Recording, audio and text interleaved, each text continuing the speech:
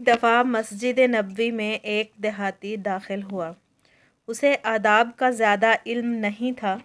وہ نماز پڑھنے کے بعد مسجد کے ایک کونے میں بیٹھ گیا۔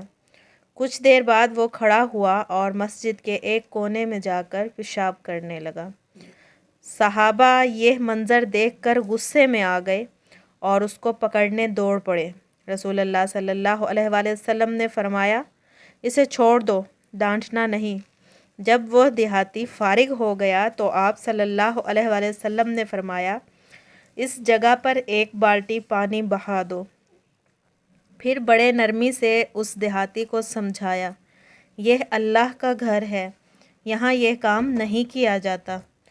دیہاتی یہ دیکھ کر حیران ہوا اور بولا، یا اللہ، مجھ پر اور محمد صلی اللہ علیہ وآلہ وسلم پر رحم کر اور کسی پر نہ کرنا۔ صحابہ ہنس پڑے۔ رسول اللہ صلی اللہ علیہ وآلہ وسلم نے مسکرا کر فرمایا، تم نے دین کو بہت تنگ کر دیا ہے، اللہ کی رحمت بہت وسیع ہے۔